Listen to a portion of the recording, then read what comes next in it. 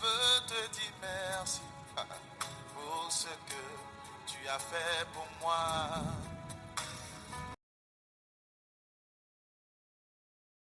Il m'a touché, il m'a touché,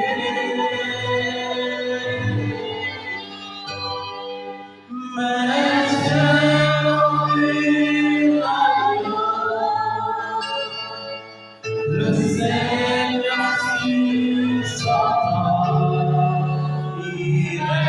Seigneur sur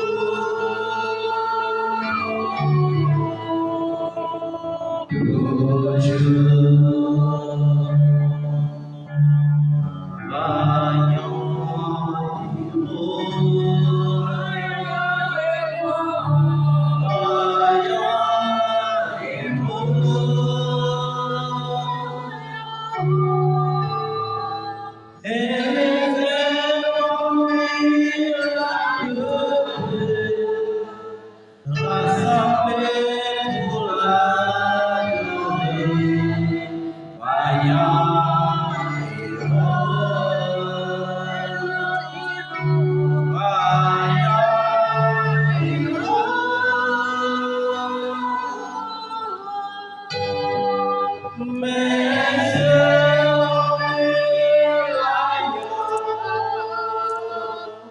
Le Seigneur sur sa trône, il règne toujours.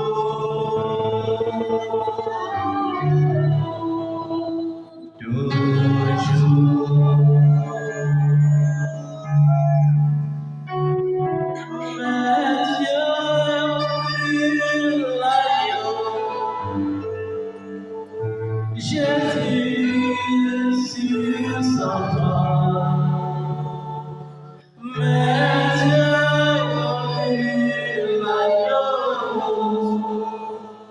Adonai sur sa trône, mais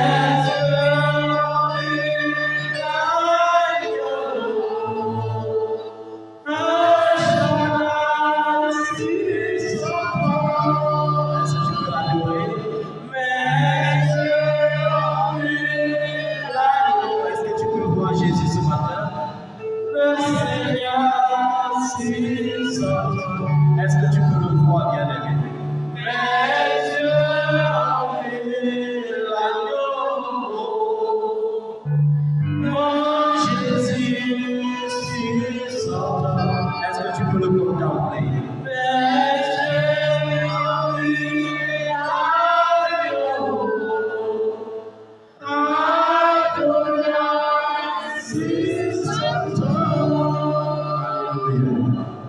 est-ce que tu peux adorer Jésus ce matin par des cris de joie et d'acclamation? Est-ce que tu peux l'acclamer par des cris de joie et d'acclamation? Amen.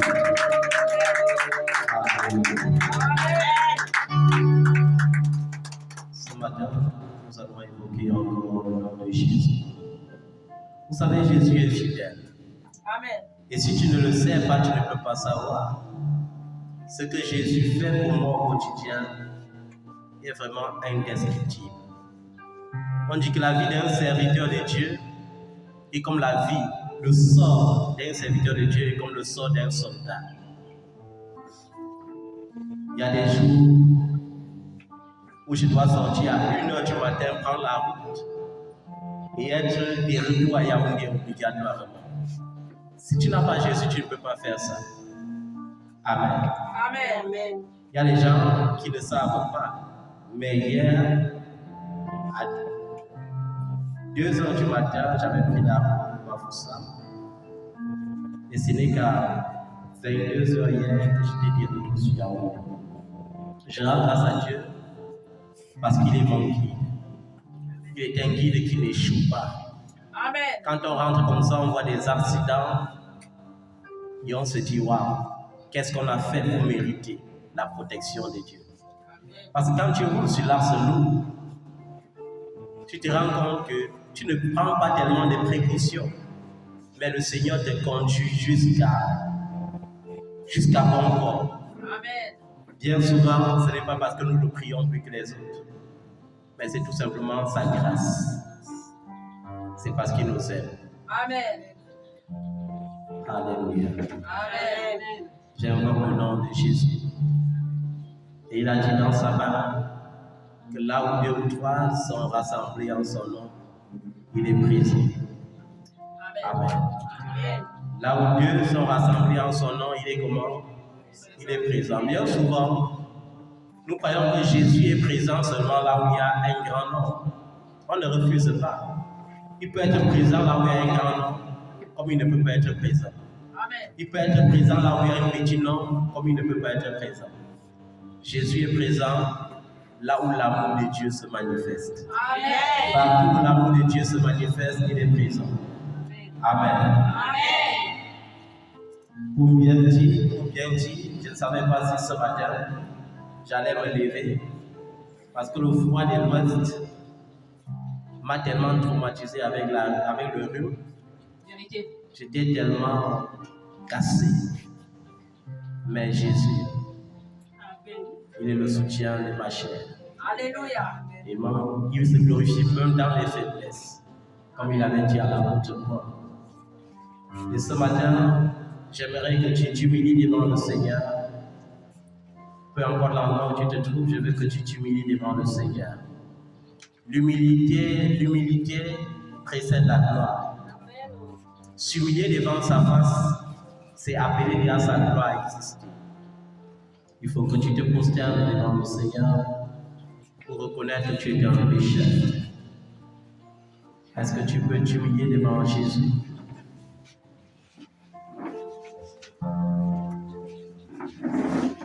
Est-ce que tu peux t'humilier devant le roi des rois? La Bible dit, un jour, dans le temple à Jérusalem, le roi Hérode ne savait pas que l'ange était présent dans le temple. Le peuple de Dieu a eu connaissance de la présence de l'ange. Ils se sont tous prosternés, mais le roi a dit, parce que je suis roi, je vais m'asseoir sur mon trône. Et comme je vais m'asseoir sur mon trône, je vais croiser les pieds. Mais la Bible dit que l'ange l'a frappé. Il est mort à l'immédiat. Il a été pourri. Amen. Amen. Nous devons apprendre à nous humilier devant le Seigneur. Alléluia. Amen. Les 2 jeunes hommes là, vous voulez faire comme le roi Hérode là. Alléluia. Amen. Ce n'est pas seulement se mettre à genoux qui est suffisant devant Jésus. Il faut que ton cœur fléchisse devant le roi des rois. Il faut que ton cœur ait la haine du péché. Il faut que ton cœur ait quoi? La haine du péché. Que ton cœur déteste le péché. Que ton cœur regrette le péché. C'est ça la vraie valeur de l'humilité devant le Seigneur. Seigneur, je regrette mes mensonges. Je regrette mes vices. Je regrette mes actes de jalousie. Je regrette mes actions impures. Je regrette, Seigneur, d'avoir péché contre toi. Si je veux citer mes péchés, ça prendra 1 jour, 2 jours, peut-être même 1 mois, parce que mes péchés sont plus nombreux que les cheveux de ma tête.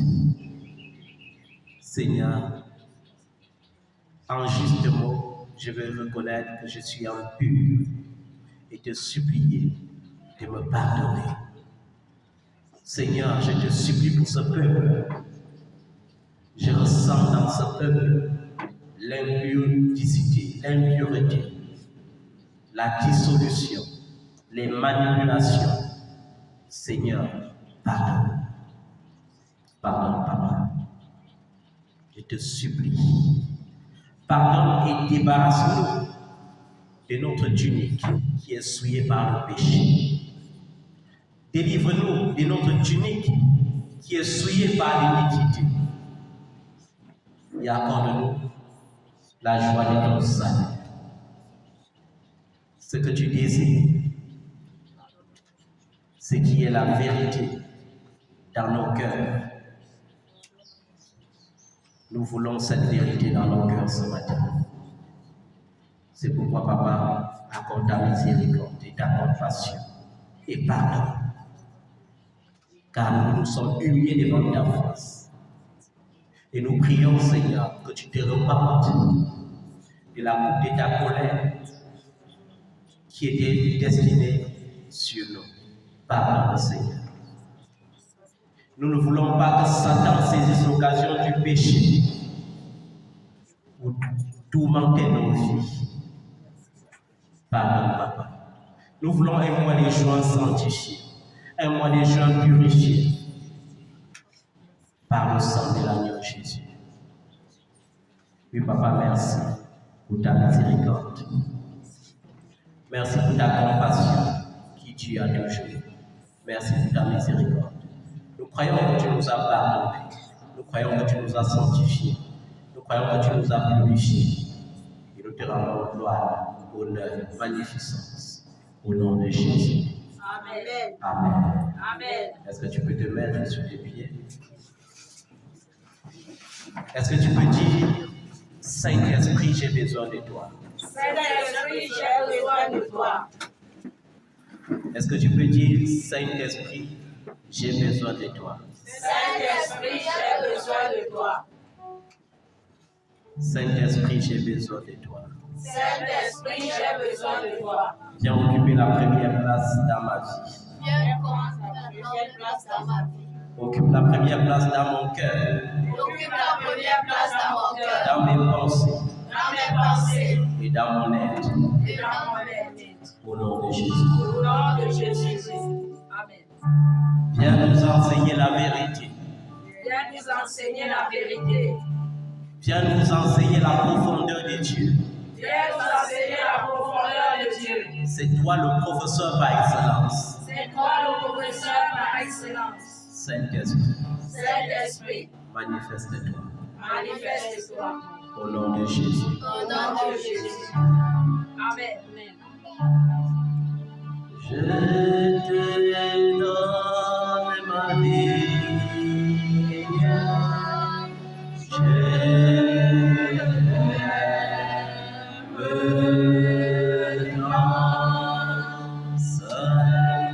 Saint-Esprit, je t'adore. Je te donne ma vie.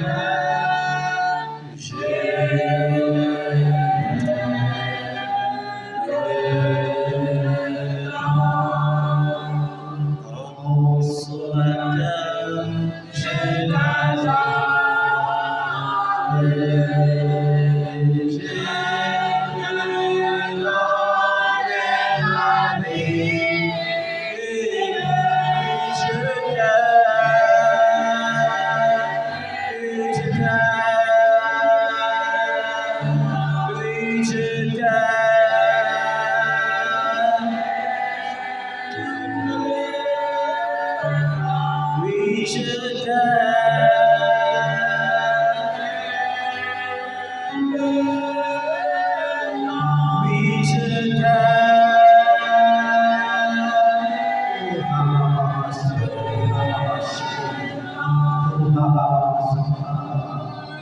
Je t'aime, Saint-Esprit. Oui, je donne ma vie. Je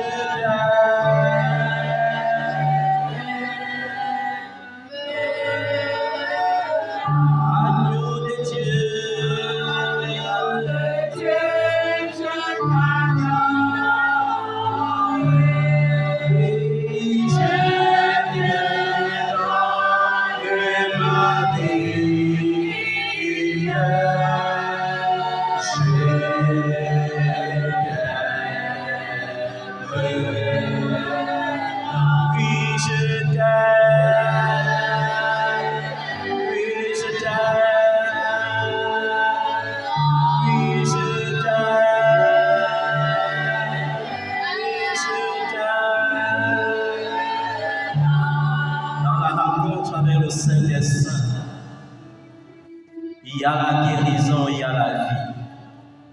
Dans la rencontre avec le Saint des Saints, il y a les bénédictions. Dans la rencontre avec le Saint des Saints, là où l'espoir manquait, l'espoir se façonne et se crée. C'est pourquoi je viens d'annoncer à toi qui n'avais plus d'espoir, qu'il y a désormais de l'espoir pour toi. Une issue doit se présenter. La main de l'Éternel n'est pas courte pour sauver. Non, sa main n'est pas courte pour sauver. L'Éternel ne restera pas sourd face à ta souffrance, face à ta tristesse. Il montrera certainement un chemin. Il montrera un chemin. Au nom de Jésus, je prie pour que ce chemin se décide maintenant. Je prie pour que l'espoir renaisse maintenant. Au nom de Jésus de Nazareth. Je prie pour que tu te sentes rassuré. Car sa miséricorde de Dieu a toujours. Sa miséricorde de Dieu a toujours. Sa compassion de génération en génération. Sa compassion de génération en génération. Sa compassion se montre pour toi. Au nom de Jésus de Nazareth. Toi qui te sens malade dans ta chair, que les meurtrissures de Jésus-Christ te visitent maintenant.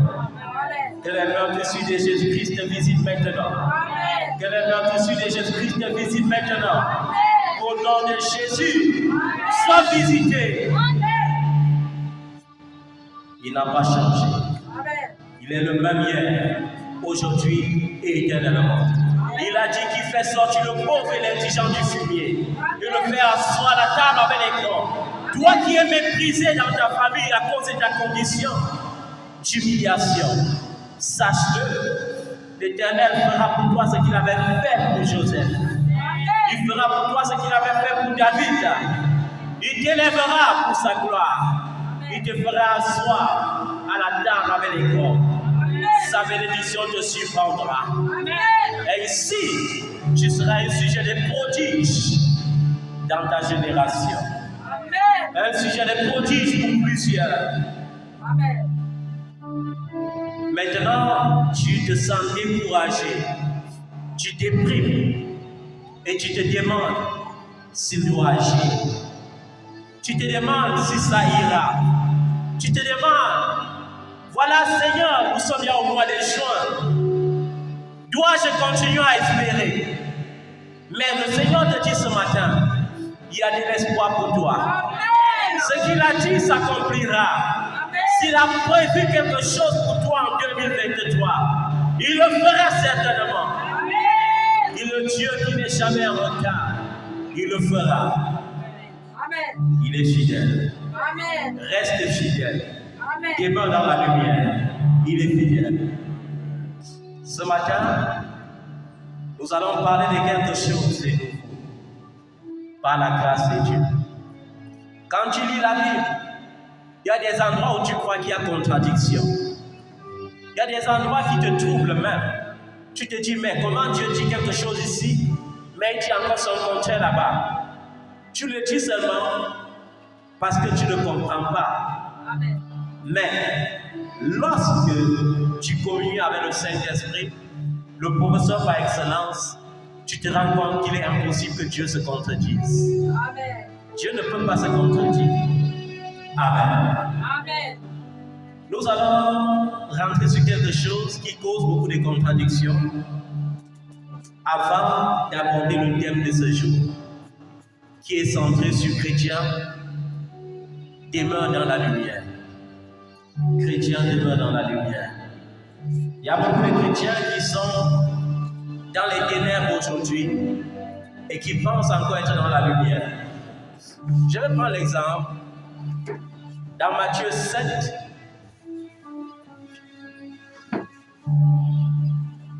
Dans Matthieu 7, il faut aussi souvent filmer parce que après souvent on n'a pas le culte. Dans Matthieu 7, au verset 1, tout comme dans Luc chapitre 6, au verset 37.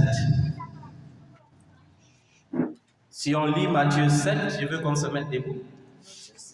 Je veux que mon fils continue de jouer le piano en fond sonore.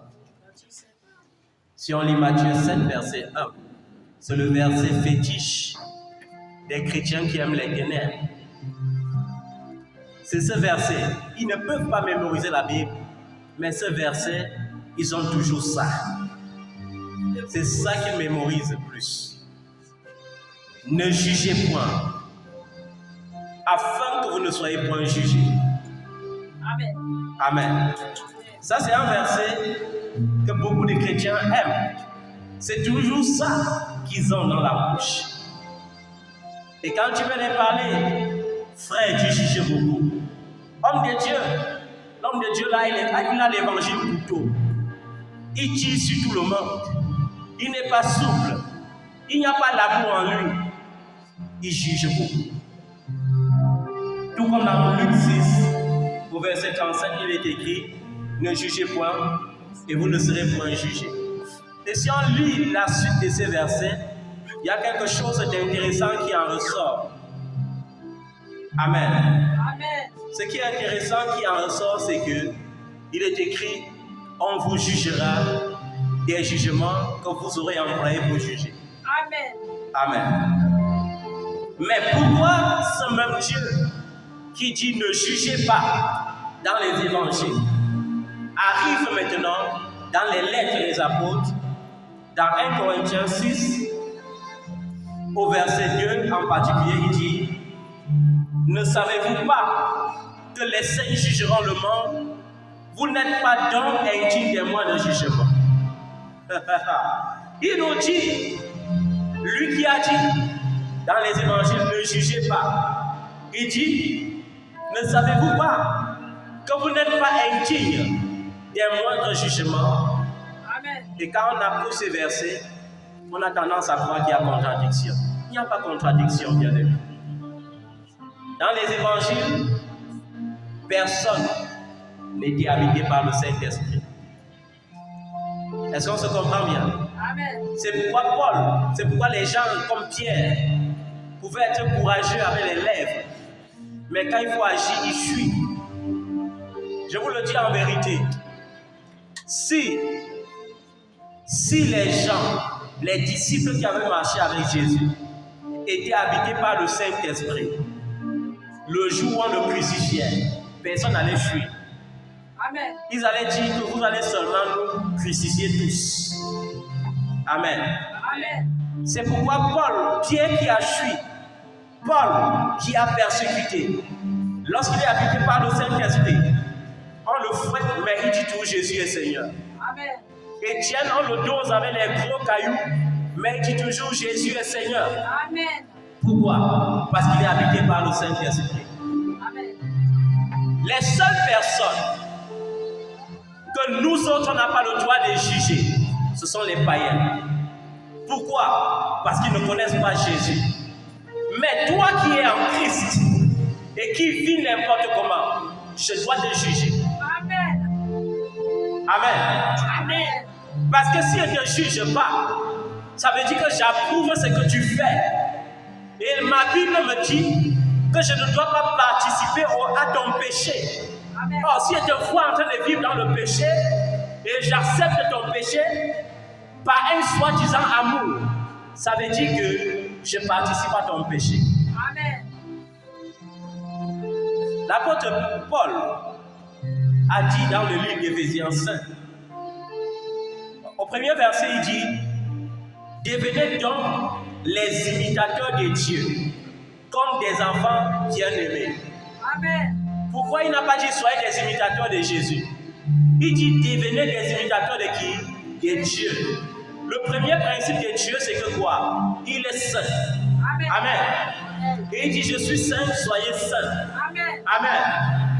Le deuxième principe de Dieu, c'est qu'il est amour. Amen. Amen. Le véritable amour consiste à donner sa vie pour sauver les autres. Amen. De la même manière que je vous ai aimé et que j'ai donné ma vie pour vous, apprenez donc aussi à donner vos vies les uns pour les autres. Amen. Donner ma vie pour toi signifie quelque chose. Je te vois en train de courir vers la route de la pauvreté et je t'enlève de là pour te montrer la route de la richesse. Amen. Je te vois en train de courir vers la route de la destruction et je t'enlève de là pour enlever dans la route salut. C'est ça, donner sa vie pour les uns pour les autres. Amen. Mais il y a un soi-disant évangile. Ne critique pas. Tu juges tout. Mais je vais te dire, si on juge, c'est biblique. Amen. Je ne peux pas juger ceux qui me gouvernent parce que je ne suis pas persuadé qu'ils sont des chrétiens. Je ne suis pas persuadé qu'ils sont des enfants de Dieu. Amen. Amen. Je ne peux pas juger les païens qui se moquent de moi parce que je ne suis pas persuadé qu'ils connaissent Jésus. Mais toi qui es à l'église, je dois veiller que tu demeures dans la lumière. Amen. Devenez donc les imitateurs de Dieu comme des enfants bien-aimés. Je dois imiter la sainteté de Dieu. Amen. Amen. Je dois imiter quoi? La sainteté de Dieu. Dieu est lumière. Amen. Je dois être lumière. Amen. Et marcher dans la charité. Marcher dans quoi? La charité. Ça veut dire je dois marcher dans l'amour. Amen. Et avec amour, à l'exemple de Christ. À l'exemple de Christ. Le Christ. Dieu ne te demande pas ce qu'il n'est pas capable de faire. Amen. Dieu ne te demande pas ce qu'il n'est pas capable de faire lui-même. Dieu s'est fait chair. Il a donné l'exemple d'un amour parfait, l'exemple d'une sainteté parfaite, l'exemple d'une justice parfaite. Il faut que tu commences à imiter cela. Amen. Amen. L'exemple de Christ qui nous a aimés et qui s'est livré lui-même à Dieu pour nous comme une offrande et un sacrifice de bonne odeur. J'aime les hommes de Dieu aujourd'hui. On aime prêcher les offrandes. On aime prêcher les sacrifices. Mais est-ce que ton sacrifice est de bonne odeur? C'est ça le problème. Est-ce que ce que tu donnes a une bonne odeur devant Dieu? Un sacrifice que tu donnes et qui est pollué par ton péché ne peut pas être agréable à Dieu. Amen. Peu importe la quantité de semences que tu sèmes, si tu sèmes dans l'iniquité, la Bible dit dans Galates 6, ne vous y trompez pas, on ne se moque pas de Dieu. Ce que tu sèmes, c'est ce que tu vas moissonner. Amen. Si tu sèmes dans l'iniquité, tu vas moissonner le salaire de l'iniquité. Amen.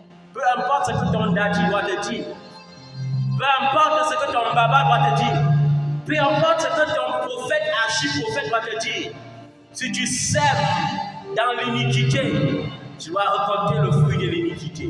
Amen. Aujourd'hui, nous prescrivons des jeûnes au peuple. Mais je vais vous dire, le jeûne n'est pas un chemin de réparation du péché. Il y a des assemblées où les gens vivent comme ils veulent dans le péché. Et après, ils jeûnent tout le temps parce qu'ils se disent que le jeûne doit les sauver de la colère de Dieu. C'est faux. Il y a la fin du jeûne. Si tu as jeûné 21 jours, on te dit que l'offrande du jeûne commence à partir de 21 €, 210 €, 2100 €, 21 000 €. Bientôt, on va même dire 2 100 000 €. Si tu as jeûné 40 jours, on dit que l'offrande du jeûne commence à 40 €, 400 €, 4 000 €, 40 000 €, et ainsi de suite. J'ai vu les ministères où quand 2023 arrive, on te dit que la semence pour l'année 2023, c'est à partir de 223 €, ou bien 2230 €, ou bien 22 300 €. Ça ne te sauvera pas. Amen. Ça ne peut pas te sauver. Amen. Ça ne peut même pas t'apporter la bénédiction. Ce qui apporte la bénédiction, c'est quand je deviens imitateur de Christ, qui s'est donné comme exemple d'amour pour moi. Amen. Amen. Ce qui rend mon offrande agréable à Dieu, c'est ma sanctification. Ce qui rend mon offrande agréable à Dieu, c'est ma pureté. Je vais te dire, la dîme des impurs produit les bénédictions impures. C'est pourquoi les gens sont dans l'église. Après, ils sont bénis, mais dans leur bénédiction, il y a le chagrin. Papa, je veux me marier. On prie, tu te maries. Mais le mari que Dieu te donne, le monstre est préférable à lui. Il est plus méchant qu'un païen qui n'a jamais connu Dieu. Il est à l'église. Pourquoi? Parce que l'impureté de ton sacrifice et de ta semence pour le mariage t'a suivi. Papa, je veux une voiture. Tu achètes une voiture neuve. Mais malgré le fait qu'elle soit neuve, le moteur coule. Je vais vous dire une chose. La bénédiction qui vient de l'Éternel enrichit et ne se fait sur d'aucun chagrin. Dieu ne te donnera jamais un enfant pour te chagriner. Dieu ne te donnera jamais un mari pour te chagriner. Dieu ne te donnera jamais l'argent pour te chagriner. Dieu ne te donnera jamais les hommes pour te chagriner. Ce qui cause le chagrin, c'est la mauvaise odeur de ton sacrifice. Amen. Amen. Jésus s'est offert comme une offrande et un sacrifice de bonne odeur. C'est-à-dire que si l'offrande de Jésus-Christ à la croix ne se présentait pas comme un sacrifice agréable, c'est que malheureusement pour nous, on serait encore sous la loi. C'est que les pauvres allaient souffrir. Parce que quand tu allais commettre le péché qui nécessite le taureau, tu allais prendre l'argent pour acheter le taureau. Et Jésus s'est donné pour toi, pour que tu n'aies pas à peiner. Mais tu ne prends pas cela à cœur. Tu ne prends pas cela à cœur. Qu'est-ce qui bloque ma vie? Ce sont mes pensées. Qu'est-ce qui bloque mes bénédictions? Qu'est-ce qui retarde mes bénédictions? Il est impossible que le démon règne là où Jésus-Christ règne. Il est impossible que les sorciers décident de ma vie alors que ma vie est consacrée à Jésus. Qu'est-ce qui bloque mes bénédictions? Ce qui bloque mes bénédictions, bien aimé, c'est cette odeur d'incrédulité, des doutes. Je ne fais que penser au passé. Le passé, j'avais échoué. On avait refusé de m'aider. On est méchant. C'est ça qui bloque souvent les bénédictions. Et nous continuons d'accuser les sorciers.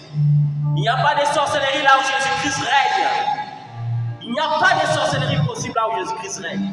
Amen. Sors de cette attitude de limitation et commence à comprendre ton identité en Jésus. Mon identité en Jésus, c'est que je crois que je serai grand et je deviens grand. Je crois que je suis né pour être un sujet d'admiration et alors je suis admiré partout où je vais. Amen. Mais mon admiration ne doit pas être une occasion de chute pour mon prochain. Parce que Jésus est l'exemple d'amour. Il a marché dans la charité. L'amour n'est pas une occasion de chute pour mon prochain. Il y a quelque chose qui anime beaucoup l'Église aujourd'hui. Au verset 3, il dit que l'impudicité, quoi? L'impudicité. C'est quoi l'impudicité?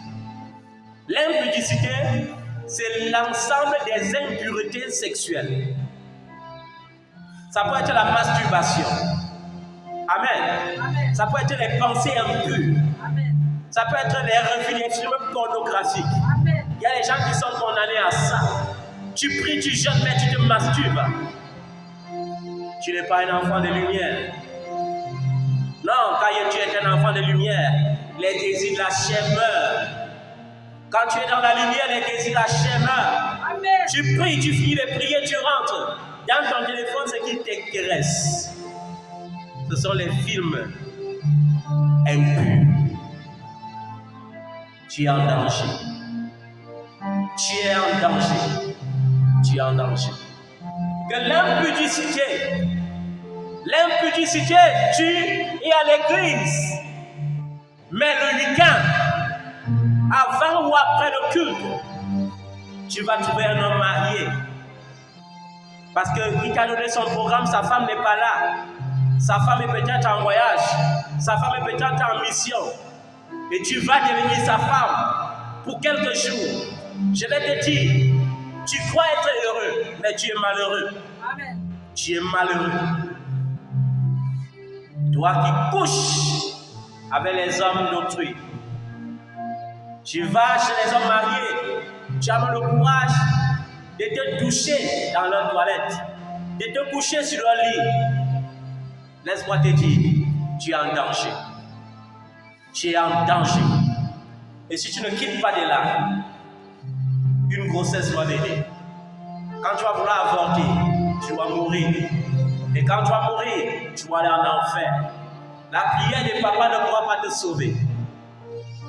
Soyez donc des imitateurs de Christ. Que l'impudicité dans l'église, il y a un frère, il a demandé la main de tel.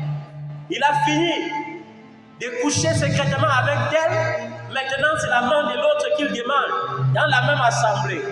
Et papa est d'accord parce qu'il a peur que ses offrandes vont diminuer. Il a peur que les faveurs qu'on lui fait doivent diminuer. Laisse-moi te dire, homme de Dieu, toi qui pratiques cela, toi qui encourages cela, tu es en danger. Amen. Tu es en grand danger. Amen. Dieu ne se repent pas de ses dons ne signifie pas que Dieu ne se repent pas du salut. Alléluia. Il y a des gens qui disent Dieu ne se repent pas. Oui, Dieu ne se repent pas de ses dons. Ça veut dire que toi, tu peux continuer de faire le miracle en vivant dans l'impudicité. Mais ton âme ne peut pas être sauvé. Amen. Même si tu ressuscites les morts, tu ne seras pas ressuscité. Tu es en danger. L'impudicité. L'impureté. Aucune espèce d'impureté. Il y a les enfants qui sont impurs, qui veulent imposer à leur père la façon de leur servir. Il y a des fils qui disent papa aurait dû m'imposer la main aujourd'hui. Mais il préfère plutôt demander à l'autre de m'imposer les mains. Les enseignants de papa, les enseignants du Saint-Esprit, je vais vous dire, vous êtes en danger. Vous êtes en danger. Parce que vous voulez conseiller Dieu, vous êtes en danger. Que la cupidité, parce qu'il y a un point fondamental dans l'église aujourd'hui, la cupidité, c'est un penchant qu'on néglige beaucoup. Je vous ai dit, c'est une grâce. On ne se vante pas. Pourquoi est-ce que l'église est mal équipée? Parce que les gens ne se soucient pas. Amen. Amen. Ça fait des années qu'on filme avec le téléphone. Personne ne se soucie des appareils qui peuvent bien filmer. Ça fait longtemps qu'on n'a pas de bassistes. Mais les gens ne s'inquiètent pas. Pourquoi? Parce qu'à la base, j'ai compris quelque chose avec Jésus. Lorsqu'il donne une vision, il équipe la vision. Amen. Amen. J'ai vu dans beaucoup d'assemblées où l'homme de Dieu exige tout. Même la marque de téléphone qu'on va l'acheter. Même la marque de voiture qu'on va l'acheter. Il exige qu'on paye son loyer. Il exige qu'on paye le loyer de l'église. Ici, on vous a prêché la charité basée sur la libéralité. Basée sur quoi? La libéralité. Parce que je ne peux pas accepter que tu loues la maison de Dieu alors que tu n'arrives pas toi-même déjà à te nourrir. Je ne peux pas accepter que tu investisses pour Dieu alors que tu n'arrives pas déjà à payer ton propre loyer. C'est pourquoi il y a beaucoup qui ne savent pas comment ça se passe pour que ce loyer soit payé. Il y a beaucoup qui ne savent pas comment ça se passe pour que l'électricité soit payée. Mais je crois que Dieu est le Dieu qui dispose des bienfaiteurs pour son œuvre. Et si Dieu dispose des bienfaiteurs pour son œuvre, dans l'église de Jésus-Christ, la tâche est une question de conscience. La cupidité veut dire que quoi? Tu attires sur toi une forme de pauvreté par ton excès de calcul. Pas ton excès de quoi? De calcul. Il y a un cupide, c'est celui qui laisse 10 000 francs dans sa poche pour emprunter encore 10 000 francs. Il est toujours en train de contracter les dettes. Il a 10 000, mais il va encore prêter 10 000 à 10 personnes. Pour être endetté de 10 personnes pourvu qu'il voit tout l'argent dans sa poche. La cupidité, c'est une forme d'idolâtrie qu'on a vis-à-vis de l'argent. Il y a des gens qu'on ne doit même plus citer leur nom, de peur qu'ils ne perdent de leur bénédiction. Mais je sais que dans cette assemblée, il y a des sœurs qui ont pris l'œuvre de Dieu à cœur. Même pas parce qu'elles sont riches.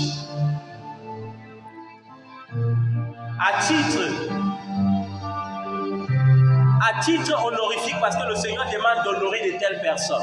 Amen. Je ne cite pas vos noms, mais vous êtes deux. Que Dieu vous bénisse. Amen. Deux personnes qui se soucient de la location de l'église Amen. et qui l'ont toujours fait depuis les années. Ils l'ont toujours fait. Pendant ce temps, il y a des chrétiens qui entrent en compétition avec l'homme de Dieu et qui menacent même de ne plus venir au culte si l'homme de Dieu ne marche pas comme ils veulent. Vous avez raté le genre d'homme de Dieu là. Moi, je marche comme le Saint-Esprit m'ordonne de marcher. Je marche comme Jésus-Christ m'autorise de marcher. Je ne marche pas selon les caprices des hommes. Non. Non. La cupidité. Dieu te dit dans ton cœur, fais. Mais tu dis non. Tu calcules. Tu résistes à Dieu. Dieu dit, il faut que tu payes le loyer là. Tu dis non, jamais. L'argent doit finir. La cupidité. Par la grâce de Dieu, Dieu m'a béni avec beaucoup d'enfants cupides. Hein? Beaucoup d'enfants cupides. Il y a des enfants qui surveillent étroitement leur compte bancaire.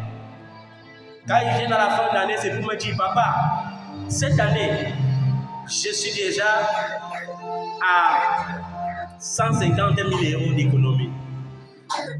Mais il ne dit pas, papa, je veux rendre grâce à Dieu en disant, voilà 15 000 € pour l'œuvre de Dieu. Non.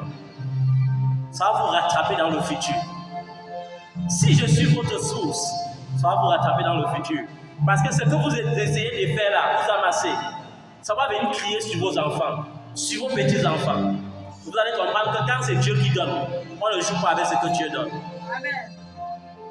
Il y a des enfants qui sont bénis, au point qu'on ne pourrait même plus être au Cameroun, en train de dire aux pauvres chrétiens camerounais, achetez ceci ou cela. Mais ils sont incapables, à cause de la cupidité, de charger un conteneur, de mettre les pianos, les guitares, les micros et de dire c'est pour l'œuvre de Dieu. Ils sont incapables. Et j'ai remarqué que même les enfants que Dieu m'a donnés en Europe, ce sont ceux-là qui sont les plus pauvres, qui se soucient encore de l'œuvre de Dieu.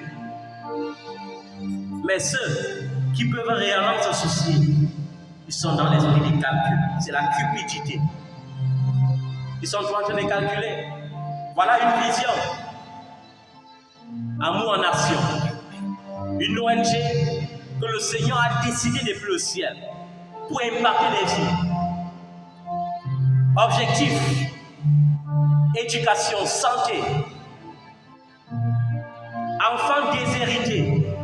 Vous croyez que les veuves et les orphelins sont suffisants? À côté des orphelins et des veuves, il y a les enfants déshérités dehors. Je fais partie des enfants qui ont été déshérités. Moi-même qui vous prêche. Et je sais comment ça se passe si tu n'as pas Jésus. Vous connaissez à quel âge mon papa est venu me dire, mon fils, je reconnais que tu es l'un de mes enfants les plus intelligents. Mais il faut plus qu'il paye ta pension. Vous connaissez quel âge j'avais? Je venais à peine d'avoir le BPC. Et dans ma génération, j'avais eu le BPC tellement jeune, j'étais mon sobriquet. Au secondaire, c'était bébé. Parce que j'étais au milieu des gaillards, j'étais un bébé. Amen. Amen. Vous savez comment vivent les enfants déshérités? Un enfant déshérité, c'est un enfant qui vit comme David vivait. Tu es né d'une famille riche, mais on te trouve comme quelque chose qui souille les gens. On te prend, on te cache en brousse. On veut tout effacer. On ne veut pas qu'on sache que tu es de la famille. Et je vais vous dire une chose. Mon papa, selon la chaîne, n'était pas un pauvre type. Amen. Amen. Mais le ciel avait voulu que je ne jouisse d'aucun de ses biens. Parce que mon véritable père, c'était Jésus. Amen. Et il a été toujours là. Et ayant grandi dans ce genre de choses, j'ai compris ce que c'est que la souffrance humaine. Et la vision amour en action, c'est pour que Dieu touche les cœurs des hommes à travers le monde entier, qu'ils brisent la cupidité dans leurs pensées et qu'on prenne soin des gens. Amen. Qu'on donne l'espoir à ceux qui n'avaient plus d'espoir. On ne le fait pas parce qu'on est riche, mais on le fait parce que la vraie richesse consiste à prendre soin des autres. Amen. Amen. La cupidité ne soit pas nommée. On dit que la cupidité ne soit même pas nommée parmi vous. Mes fils qui sont cupides, là, je les connais. Mes filles qui sont cupides, là, je les connais. Il y a des gens que leur démon, c'est seulement l'argent. Quand ils ont un peu d'argent en main, c'est la folie immédiate. Quand l'argent finit, c'est le découragement immédiat aussi. Parce que tu es possédé. Sois délivré de ça. Tu dois avoir la maîtrise sur l'argent. Ce n'est pas l'argent qui va diriger ta vie. C'est toi qui vas diriger l'argent. Et la Bible dit que tout travail peut mener à la prospérité. C'est-à-dire que s'il y a 10 000 et qu'il y a l'onction de Joseph sur mes mains, 10 000 peuvent produire 10 millions. 10 millions peuvent produire 100 millions. Ce n'est pas qu'un bon matin, je me lève directement, je reçois le chèque de 10 millions. Un cupide calculera toujours. Un cupide a sa mentalité. Quand il a 1000 francs, il entend comment on dit, pardon, donne-moi 100 francs. Il se dit, quand j'aurai 10 000, je vais donner 1000 francs. Le jour qu'il a 10 000, il se dit, quand j'aurai 100 000, je vais donner 10 000. Le jour qu'il a 100 000, il se dit, quand j'aurai 100 000, je serai capable de donner 10 000. Le jour qu'il a 1 million, ainsi de suite. Il ne peut pas donner. Un cupide ne peut pas construire quelque chose, même sur sa propre vie, parce qu'il est toujours en train de calculer.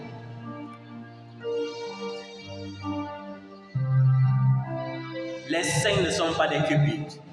Bien-aimés, soyez saints, car l'Éternel, votre Dieu, est saint. Amen. Qu'on n'entende ni paroles déshonnêtes, ni paroles comment? Déshonnête. On vous connaît. Les mouchards, les bouches électroniques là. Il y a des gens ici qui ont les bouches électriques. Et par manque d'amour, après une prédication comme ça, au lieu de s'humilier et de se repentir, ils vont aller créer leur église dans les chambres pour pleurer. Papa a prêché contre moi. Papa, c'est pour moi que papa disait aujourd'hui. Papa a dit, mais est-ce que ça t'a changé? Est-ce que tu as abandonné? Toi qui n'abandonnes pas le péché, je te le dis encore, tu es en danger. Tu es en grand danger. Amen. Tu risques de rater le ciel. Ni propos insensés. Les propos insensés, c'est quoi? Il y a des gens qui blaguent trop. Qui blaguent comment? Trop. Et qui, pour finir, commencent à prononcer des paroles de mondanité. Des paroles impures. Ils blaguent et ils commencent à dire les choses que les païens disent. Tu vois, c'est ça. Amen. Amen.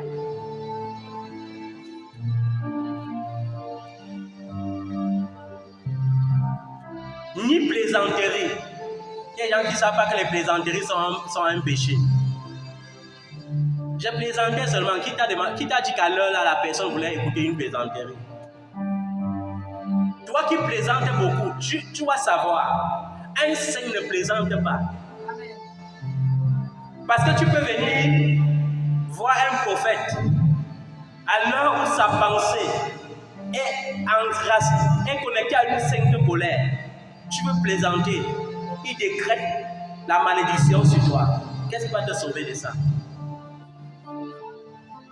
Parce que vos prophètes ont tellement fait que vous croyez que la malédiction ne peut plus sortir de la bouche d'un homme de Dieu et agir. Le faux prophète a maudit, ça ne fait rien, c'est normal. Parce que la malédiction, ça encore ne peut pas avoir d'effet.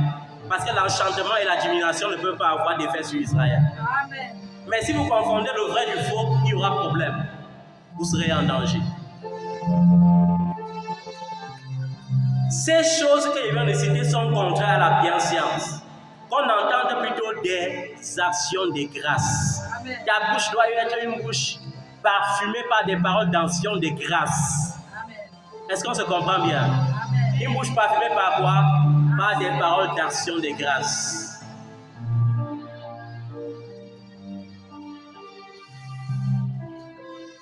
Alléluia. Amen.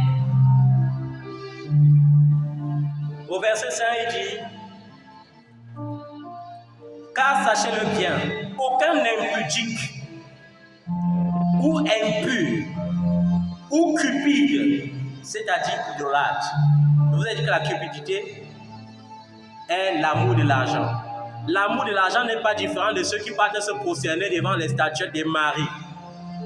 L'amour de l'argent n'est pas différent de ceux-là qui partent au village adorer les crânes et les pierres posées en bas des arbres verts. C'est tout l'idolâtrie au même titre. Aucun impudique ou impur ou cupide, c'est-à-dire idolâtre, n'a d'héritage dans le royaume des Christ et des dieux. Est-ce qu'on se comprend bien? Ils ne peuvent pas avoir d'héritage dans le royaume des Christ et des dieux. Que personne ne vous séduise par des vains discours. On les connaît aujourd'hui. Tu juges trop. Tu juges trop. Qui t'a demandé de juger? Frère, tu manques l'amour. Les vains discours pour conditionner le peuple dans la folie, dans l'iniquité, dans le péché. Mais on te dit que personne ne te séduise par ces vains discours. Amen. Car c'est à cause de ces choses que la colère de Dieu vient sur les fils de la rébellion. Amen. Maintenant, tu as deux options. Ou tu es fils de l'héritage, ou tu es fils de la rébellion. C'est à toi de choisir. Dieu nous laisse le choix de choisir. Dieu ne nous oblige pas. Il n'y a que les anges qui disent seulement à vos ordres et qui exécutent. Mais Dieu t'a créé comme un Dieu. Tu as le pouvoir de dire à Dieu non. Mais il faut savoir que chaque non que tu dis à Dieu, tu dois subir les conséquences. Amen. Tu dois subir les conséquences. Amen. Amen. Et le Seigneur me dit au verset 7, n'ayez donc aucune part avec eux, c'est-à-dire avec les impudiques, les impurs, les cupides. On me dit qu'il ne doit avoir aucune part avec vous. Amen. Aucune part. Et au verset 8, il dit autrefois, c'est-à-dire dans le passé, vous étiez ténèbres. Vous étiez exactement comme les païens qui ne connaissent pas Jésus. Vous étiez ténèbres. Celui qui ne connaît pas Jésus est dans les ténèbres. Amen. Vous étiez comme ça.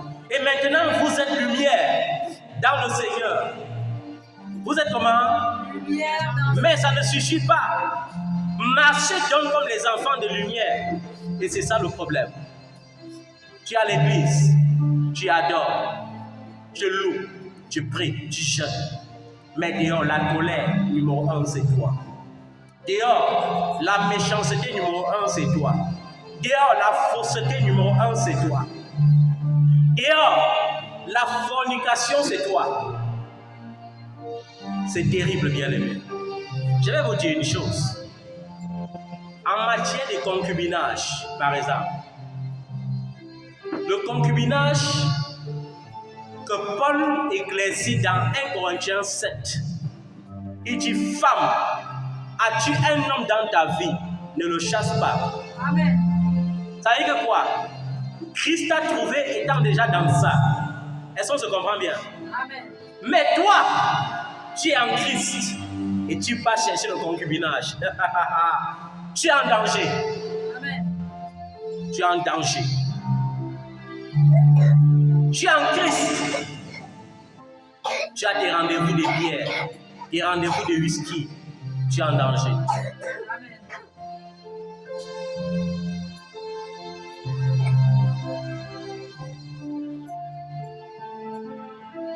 Tu manipules les gens. La manipulation. Toujours en train de manipuler. Manipuler. Quelqu'un qui est un manipulateur n'est jamais clair dans ses propos. Quand il te dit quelque chose le matin, le soir il est capable de te dire l'inverse. Et les manipulateurs pensent toujours qu'ils ont le contrôle sur tout. Et les manipulateurs, dès que tu leur dis la vérité, ils font comme Adam avait fait. Ils te fuient. Ils fuient ta présence. Ils fuient ta présence. Pourquoi? Parce qu'ils détestent tellement leur âme qu'ils commencent à te voir comme un ennemi. Vous vous souvenez de l'homme de Dieu? L'homme de Dieu congolais qui venait souvent à la montagne. Amen. Et qui croyait qu'avec moi on peut faire les jonglages. Maintenant, quand il me voyait, S'il me voit avant, qu'est-ce qu'il fait? Il fuit. Il fuit. Il fuit pourquoi? Parce que les ténèbres et la lumière ne peuvent pas se mélanger. Dieu et le monde ne peuvent pas faire ménage. Amen. J'ai compris seulement cela, même dans ma famille. Quand tu crois en Jésus et tu es dans une famille qui n'a pas cru, si on ne te persécute pas, c'est que tu n'as pas connu Jésus. Parce que quand tu crois et que tu donnes réellement ta vie à Jésus, sur l'autel de la famille, ton nom disparaît. Le nom de tes enfants disparaissent. Ta postérité est totalement séparée parce que Dieu est désormais ton Père. Ce qui fait maintenant qu'en famille, quand tu arrives, j'ai vécu ça ces jours-ci. Tu arrives quelque part, on dit qu'on ne te voyait pas, on voyait plutôt tel. Tu es devant quelqu'un, mais il ne voit pas. Pourquoi? Parce que c'est normal. Quand ils partent maintenant dans les maisons de leurs féticheurs, ils ne voient plus ton nom. Par conséquent, même ton image, ils ont oublié. Amen. Si tu n'as pas vécu cela, c'est que tu n'as pas connu Jésus.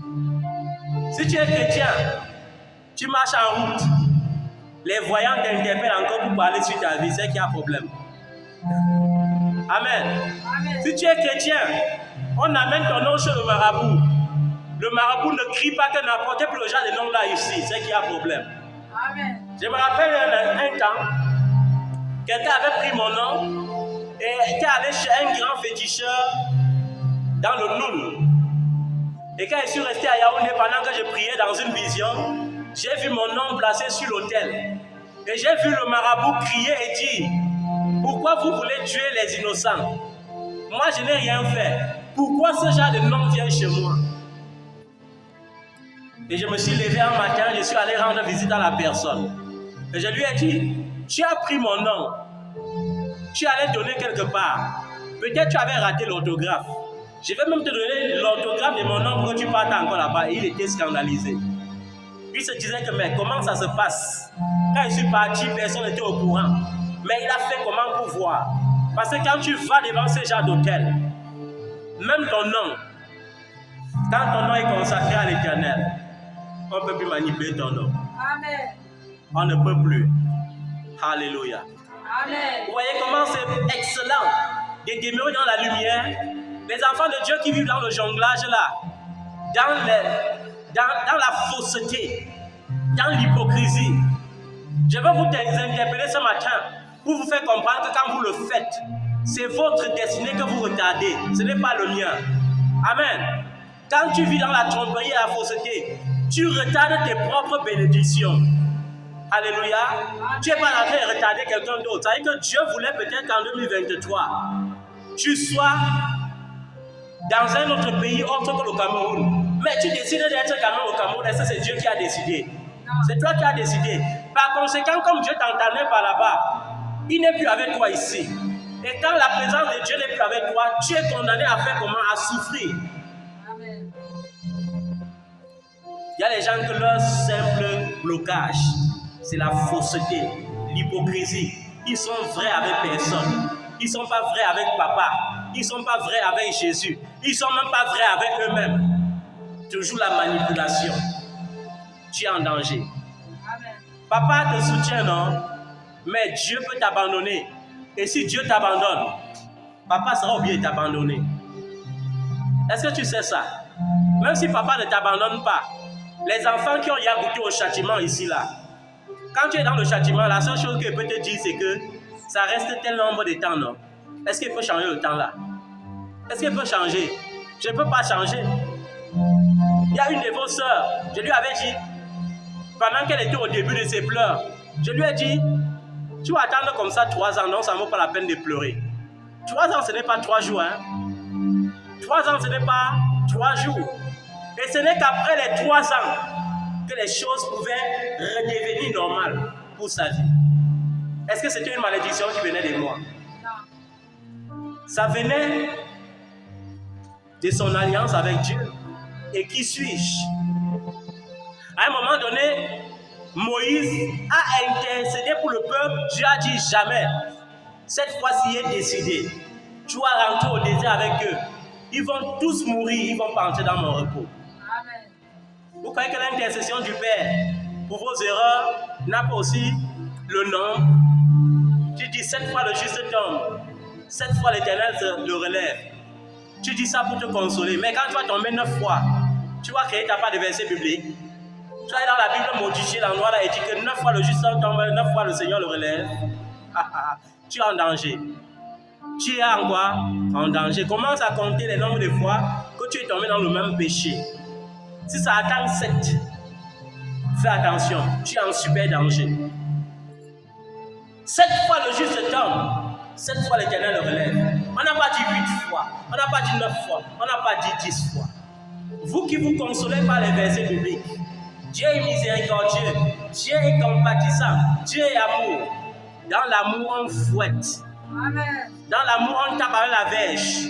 Dans l'amour, on tue. Quand tu es trop proche de la présence de Dieu, parfois il est même content, il dit que je veux. La seule chose qu'il veut, c'est que tu meurs même maintenant. C'est par amour qu'il le fait. La Bible dit qu'au temps d'Enoch, les gens vivaient 900 ans. Enoch a vécu 300 ans. Dieu a dit, je t'enlève parce qu'il ne veut pas que tu sois corrompu. Il ne veut pas que tu vives dans un monde corrompu. Amen. Et tu crois que ce Dieu a changé, il n'a pas changé. Si tu es enfant de la lumière, marche comme un enfant de lumière. Un enfant de lumière ne produit pas les œuvres des ténèbres. Il produit ce qui est lumière. Amen. La lumière produit la vérité. Amen. La vérité produit la justice. Amen. Et tout cela se repose sur l'amour. Amen. Amen. Amen. Sachez-le bien. On ne prêche pas ce qu'on ne pratique pas. On ne prêche pas ce qu'on ne pratique pas. Quand je prêche l'amour, je t'approche avec amour. Amen. Je te prouve qu'on peut faire quelque chose par amour sans rien attendre en retour. Je te le prouve. Pour que tu sois délivré de la cupidité qui te ronge là. Car le fruit de la lumière consiste en toutes sortes de bontés. Quand tu es dans la lumière, tu produis quoi? La bonté, la justice et la vérité.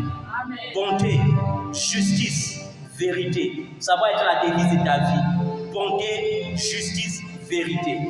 Bonté, justice, vérité. Ça va être la devise de ta vie. Amen.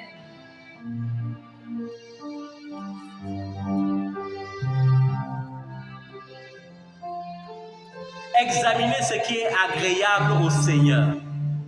Il faut examiner quoi? Ce qui est agréable au Seigneur. Ça veut dire que tout n'est pas agréable à Dieu. Amen. Quelqu'un peut dire j'ai faim, tu lui donnes à manger alors que tu es contre la volonté de Dieu. Examiner ce qui est agréable à Dieu veut dire marcher directement en communication directe dans le Saint-Esprit dans tout ce que tu fais. Parce que c'est le Saint-Esprit qui communique la volonté de Dieu. Amen. Ne néglige pas le Saint-Esprit. Et ne prenez point part aux œuvres infructueuses des ténèbres, mais plutôt condamnez-les. Je ne dois pas prendre part aux œuvres infructueuses des ténèbres. C'est maman qui dit aux hommes de Dieu, qui doivent dire Dieu m'a dit de te dire de me donner telle semence quand Dieu n'a pas dit, c'est maman. Amen. Et Dieu me demande de ne pas prendre part à ça. Comment tu peux prescrire un jeûne aux hommes, aux chrétiens? À la fin du jeûne, tu pars. Tu sais bien que Dieu, le Dieu qui te parle, peut-être n'est pas le même Dieu qui parle à l'église. Tu te caches dans le secret, tu dis que attendez-moi pour que Dieu me donne la révélation de l'offrande du jeûne. Et tu viens, tu dis que Dieu a dit que l'offrande du jeûne, comme c'est 21 jours, c'est 21 euros, c'est 210 euros, c'est 2100 euros. Dieu ne se contredit pas. Ou c'est un ou c'est l'autre. C'est le vol, c'est la cupidité. C'est maman, ça c'est l'évangile de maman. Amen. Et Dieu me dit de ne pas prendre part à ça, mais de condamner. De faire comment? Condamner. Pour rassembler le peuple de Dieu parce qu'ils ont tellement des problèmes. Et ils se disent qu'en faisant ceci ou cela, ça va marcher. Et vous marchandez avec eux. Tu es chrétien, mais tous tes amis sont les prostituées. Et tu n'arrives même pas à gagner une de ces prostituées avec Jésus. Ça veut dire qu'en somme, tu es une prostituée. La mauvaise compagnie corrompt les bonnes mœurs. Amen. La mauvaise compagnie fait quoi? corrupt the wonders. Tu es homme de Dieu, mais tous tes collègues sont des braqueurs. Même dans la marche avec Jésus, on trie les serviteurs et les serviteurs avec qui on marche. Tous les serviteurs qui sont focalisés sur l'évangile de la prospérité seulement là, on ne peut pas marcher ensemble. Eux, ils savent dire ça. Mais si tu prêches l'évangile du salut, on va marcher ensemble. Parce que c'est le salut qui produit la prospérité et non le contraire. Amen. Parce que quand on va te prêcher le salut, ça va te pousser dans la repentance. La repentance, la Bible dit quoi? Celui qui cache ses transgressions ne prospère pas. Tu vas exposer tes transgressions. Et par conséquent, Dieu va te faire prospérer de la vraie prospérité. Amen. Quand je les vois dans l'esclavage, il y a des chrétiens qui sont vraiment devenus des esclaves, qui ne peuvent pas marcher sans le bracelet. S'il oublie le bracelet, c'est qu'il y a un problème. Pour se laver, le bracelet doit être là. Pour manger, le bracelet doit être là. D'autres, c'est les bagues. Partout, il faut qu'il y ait la bague. D'autres, c'est l'habit. De lundi à dimanche, on va porter le même habit à les versets bibliques. Ce n'est pas ça qui sauve. Est-ce que les versets là sont gravés dans ton cœur? Est-ce que tu pratiques ces versets? Je ne participe pas aux œuvres infructueuses du malheur. Je condamne. Parce que Dieu demande de condamner. Amen. Car il est honteux de dire ce qu'ils font dans le secret. Il y a les hommes de Dieu ici, quand je prie pour eux, ils ont toute une foule qui les honore, qui les vénère, qui savent que Dieu est même avec papa. Mais ce qu'ils font dans le secret, c'est honteux de dire. Ce qu'ils font dans le secret, c'est honteux de dire. Amen. Ce qu'ils font pour maintenir la foule, c'est honteux de dire. Vous connaissez combien de leaders sont des francs-maçons? Vous connaissez combien de leaders qu'on acclame sont des homosexuels? Vous connaissez combien de leaders qu'on acclame sont des magiciens? Vous connaissez? Vous connaissez? Vous connaissez combien de chrétiens finissent de chanter et ensuite partent trouver leur mari qu'on ne connaît pas après? Combien de chrétiens après le culte partent voir leur femme que l'église ne connaît pas après? Il est honteux de dire ce qu'ils font dans le secret. Très honteux. Mais tout ce qui est condamné est manifesté par la lumière. Car tout ce qui est manifesté est lumière. Amen. Amen. Jésus disait quelque chose. Ce que je fais, je ne fais pas dans le secret. Parce que je suis persuadé que mes œuvres méritent la lumière. Et je marche dans la lumière. Amen. Amen. Mais on va dire, frère, tu juges. Frère, tu juges trop, tu condamnes. Je vois une servante de Dieu. Tu es sur Facebook. Tu écris, toute ma vie c'est Jésus. Tu mets les cœurs. Pour couvrir quoi? Ta poitrine que tu as exposée. Une impudique qui dit qu'elle est amoureuse de Jésus. Tu es amoureuse de quel Jésus? C'est de l'impudicité. Quand tu es servant de Dieu, tu dois être le reflet extérieur et intérieur de la parole de Dieu. Amen. Mais quand tu vas les parler, tout dépend de la communion avec le Saint-Esprit. C'est le Saint-Esprit qui t'autorise à exposer tes seins comme si tu étais en pique-nique ou dans une piscine, dans les réseaux sociaux. Il faut voir comment elles sont devenues des Jézabel, avec des perruques encore plus extravagantes, avec des couleurs extravagantes, plus que les perruques des païens et des prostituées. Mais à côté, Jésus. Je ne sais pas si c'est le même Jésus. Et il faut condamner ses œuvres. Il faut les condamner. Frère, tu juges beaucoup. Je juge. Tu te maquilles plus que Jézabel. Sarah se maquille, on ne refuse pas. Rebecca se maquille, on ne refuse pas. Je ne prêche pas l'évangile qui interdit de porter les boucles d'oreilles ou de porter les bijoux en or. Non, je ne prêche pas ça. Mais je veux que tu aies d'abord la parure interne. Que ta parure interne soit le reflet de ta parure externe. Amen. Ta beauté ne doit pas être focalisée sur les bijoux en or que tu mets. Ça va être focalisé sur le reflet de ton cœur. Et le reflet de ton cœur s'exprime par les paroles qui sortent de ta bouche. Amen. Mais ils sont sur Facebook aujourd'hui. Tellement on a dit on ne condamne pas. Si tu veux parler, tu as dit que tu manques l'amour. Au point qu'on va faire du n'importe quoi. Il faut prendre les make-up qui étaient destinés à embellir les cadavres. Le rôle du make-up même, c'était pour embellir les cadavres. Il y a certains cadavres qui sont tellement laids qu'il faut mettre le make-up pour les embellir. Mais aujourd'hui, pour nous montrer que vous êtes des morts vivants, des morts ambulants, vous marchez partout à le make-up. Make-up. La sueur coule, tu te caches. Parce que quand ça efface une partie, on commence à voir exactement qui tu es. Make-up veut dire fausseté. Make-up veut dire je conteste avec mon Dieu. Make-up veut dire Dieu m'a créé noir, mais je veux être brune. Make-up veut dire je ne respecte plus l'argent que j'ai. Je suis une femme de 55 ans, 60 ans. Mais je veux maintenant passer devant les hommes comme une femme de 30 ans, 25 ans. Et c'est ça make-up. Et aujourd'hui, c'est à la mode. C'est ma relation avec le Saint-Esprit. Quel Saint-Esprit? Cessez de blasphémer. Cessez de blasphémer. Même ton habit, le vrai miroir, quand tu t'habilles, doit être le Saint-Esprit. Ce n'est pas le miroir physique. Saint-Esprit, est-ce que je suis bien habillé aujourd'hui? Est-ce que pendant la loi, je ne serais pas une occasion de chute pour un frère aujourd'hui? Il faut tenir compte de ça.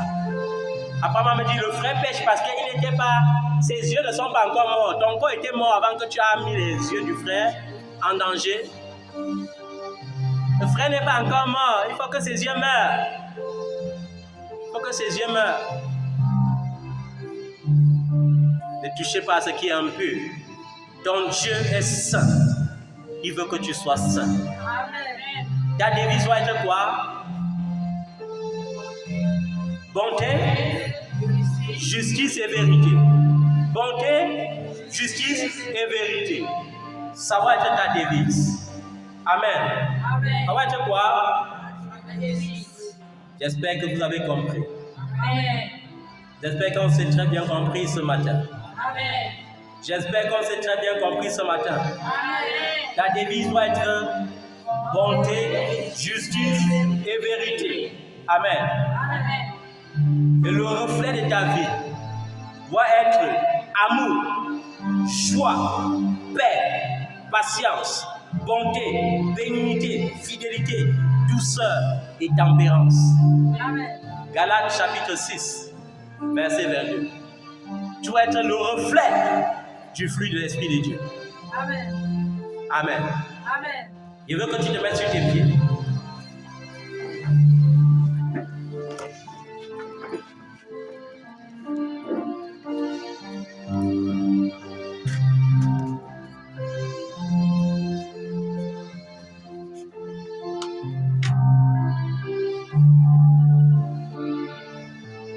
Alléluia. Amen. Père, nous te rendons grâce pour cette parole. Donne-nous d'être saints comme tu es saint. De manifester la bonté, la vérité, la justice. De détester les œuvres des ténèbres et de les condamner. Au nom de Jésus. Amen. Nous voulons condamner les œuvres des ténèbres. Nous ne voulons avoir aucune part avec les ténèbres. Mais pour cela, nous avons besoin de toi. Nous avons besoin de toi, Seigneur. Car si tu n'es pas présent, nous ne pouvons pas. Et nous-mêmes, nous ne pouvons pas. Nous ne voulons pas prêcher aux autres et être rejetés demain. Mais nous voulons prêcher et être capables de pratiquer ce que nous prêchons.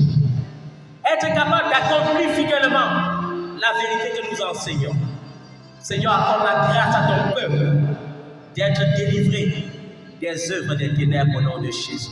Amen. Accorde la grâce à ton peuple d'être délivré des œuvres des ténèbres au nom de Jésus. Amen. Seigneur, merci. La vérité a franchi. Et ce matin, tu nous as franchis par ta vérité. Nous te disons merci. Merci, Papa. Au nom nom de Jésus. Amen. Nous te disons merci, Seigneur. Merci, mon Dieu. Nous te disons merci, Seigneur. Merci, mon Dieu. Et nous te disons merci, Seigneur.